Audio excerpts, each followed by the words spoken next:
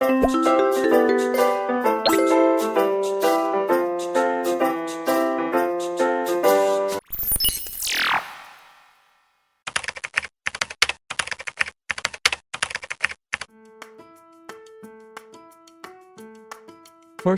remove the outside casing. There are 6 screws we need to be removed.